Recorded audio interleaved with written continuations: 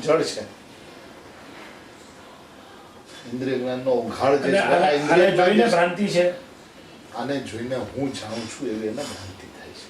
હા, જાણે છે તો જ્ઞાયકને જાણે છે, રાઈટ. અને માને છે સિમંદર ભગવાનને જાણું છું, એ ભ્રાંતિ છે.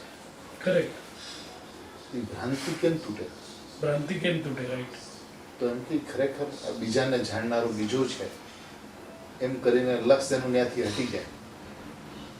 અને મને તો જ્ઞાયક જણાય છે એમ કરીને લક્ષ્ય અંદરમાં ચાલ્યું જાય. ઓહ, આને જાણનારો છે એ બીજો છે અને હું નથી. હા, એ હું નહીં. હું નથી, એ હું નહીં. હું નહીં. હું નહીં તો એથી લક્ષ્ય છૂટી ગયું આપણે. રાઈટ. તો હું શું કરું છું? તો હું મને તો જાણનાર જણાય છે અને તો ભગવાન આત્મા જણાય છે. એ ભગવાન આત્મા જણાય છે તો આ વિધિ નિષેધ આવી ગયો. પર જણાતું નથી તો વિધિ નિષેધ આવી વિધિ ગયો. નિષેધ. અને જાણનાર જણાય છે તો વિધિમાં આવી ગયું. ને હું જાણનાર છું તો અનુભવ થઈ ગયો. ઓકે. પર જણાતું નથી એમાં વિધિ નિષેધ. જાણનાર જણાય છે એમાં વિધિ, અને હું જાણનાર છું એની અંદરમાં અનુભવ. એ ત્રણ વસ્તુ આજે બહુ મસ્ત આવે એકદમ જ. ઉપયોગ શુદ્ધાત્માનું અને સ્વસંવેદન. બહુ જ right. સ્વના પ્રતિભાસનું સ્વનો ભાઈ ખાલી પ્રતિભાસ પણ નથી, સ્વનો પ્રતિભાસ પણ છે અને જાણવું પણ છે. જ્ઞાકાર અવસ્થામાં જ્ઞાયક પ્રતિભાસ કેવી થાય છે? જાણવું સમજાઈ ગયું તમને? પ્રતિભાસ તો ભાઈ જ્ઞાનનો સ્વચ્છ સ્વભાવ છે ને, તે સ્વચ્છની અંદરમાં બધાનો પ્રતિભાસ કરે. ઓકે. પ્રતિભા ભાઈ છે અમૂર્તિક પદાર્થ છે ને, પ્રતિભાસનો મતલબ છે એ સ્વચ્છતાની અંદરમાં એનું પ્રકાશકપણું. આ સ્વ છે ને, પોતાનો પ્રકાશક પણ. પ્રકાશકપણું. એ પ્રકાશકપણું એટલે પ્રતિભાસ. પ્રકાશકપણું એટલે પ્રતિભાસ. અને પ્રતિભાસની અંદરમાં સ્વપરનો પ્રતિભાસ છે. પરનો પ્રતિભાસ માત્ર છે હમ. અને સ્વનો आत्मज्ञान में आत्मा की सिद्धि और प्रसिद्धि है. બરાબર. બીજી લીટી શું છે? आत्मज्ञान में भिन्न रूप विश्व की सिद्धि है. ભિન્ન રૂપ. આ સિમંદર ભગવાન છે, ભિન્ન રૂપ વિશ્વ છે, એની સિદ્ધિ છે કે છે લોકની અંદરમાં 6 દ્રવ્ય છે. તે 6 દ્રવ્ય છે એની સિદ્ધિ છે, પણ એનો અનુભવ નથી થતો એટલે એની પ્રસિદ્ધિ નથી. એનો અનુભવ થતો નથી. રાઈટ. એટલે એની પ્રસિદ્ધિ નથી. બરાબર. અને આત્મજ્ઞાન में आत्मा की सिद्धि और प्रसिद्धि है. એટલે આત્મજ્ઞાનની અંદરમાં આત્મા પ્રતિભાસિત પણ થાય છે અને આત્મા જણાય છે પણ. તો જણાય છે તો એનો હોવા પણ પ્રસિદ્ધિ થાય છે, અને સિદ્ધિ એટલે સિદ્ધિ છે તો એનું હોવાપણું છે, અને પ્રસિદ્ધિ છે તો એ જણાય છે, અનુભવાય છે. ભિન્નરૂપ વિશ્વની માત્ર સિદ્ધિ અને પોતાના આત્માની સિદ્ધિ और પ્રસિદ્ધિ. સિદ્ધિ એટલે હોવાપણું અને પ્રસિદ્ધિ એટલે જાણવાપણું. બરાબર. પોતાના જ્ઞાયકનું હોવાપણું પણ છે અને પોતાના જ્ઞાયક અનુભવમાં પણ આવી રહ્યું છે. કન્ટિન્યુઅસ. હવે એ આ હોવાપણું જે અનુભવમાં આવી રહ્યું છે, અનુભવમાં કેવી રીતે આવે?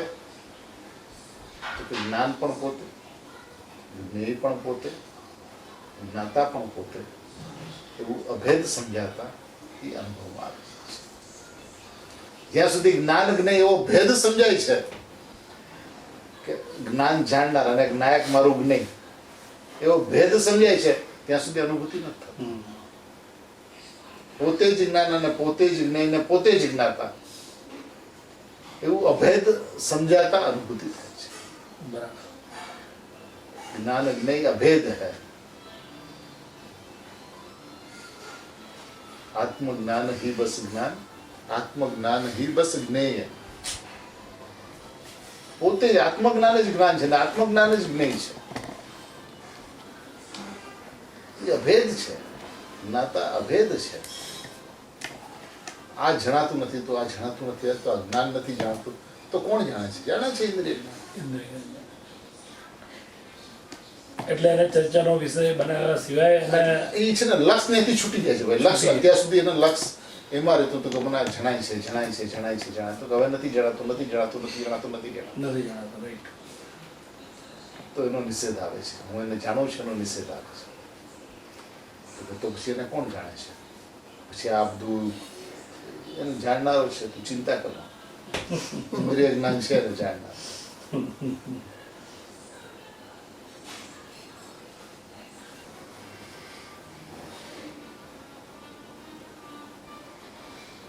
ભાઈ જ્ઞાન પરને જાણે તો જ્ઞાન અનેક આકાર થાય. વિજ્ઞાનમાં અનેક આકાર નથી, વ્યવસ્થા તો એકાકાર સમસ્ત રૂપને પ્રકાશનારું એક રૂપપણું પ્રાપ્ત કર્યું છે. તો એની વ્યવસ્થા છે. આમ કેમ એવા પ્રશ્નને જગ્યા નથી. જગ્યા જ નથી 100%.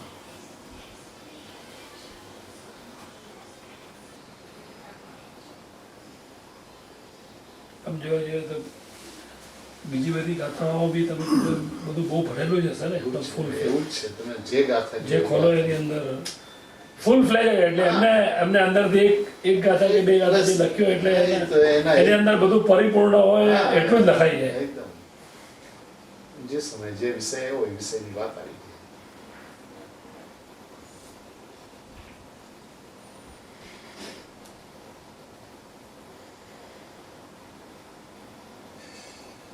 જયસેન આચાર્ય બી અમૃતચંદ્ર આચાર્ય પછી છે, એમના પછી છે. અને આ પૂજ્યપાદ સ્વામી છે એ બહુ પહેલા છે. પહેલા છે.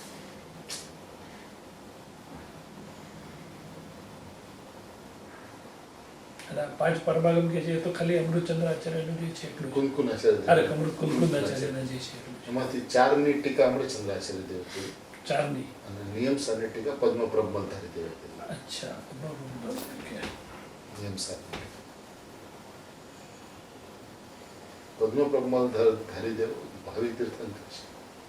એમ. પોતે લખ્યું છે. છે ને જગ્યાની છે નોટ આપી છે. પોતે લખ્યું.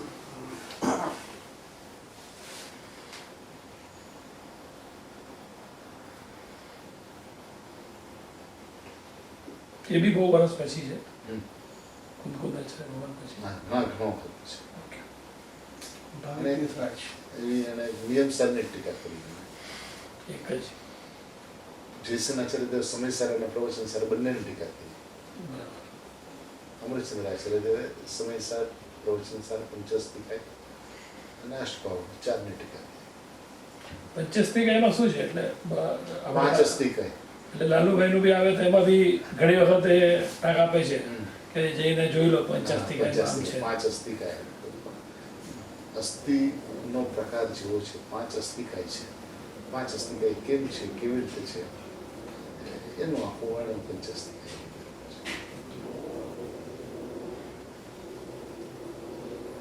એટલે જીવ અસ્થિથી કેવી રીતે છે.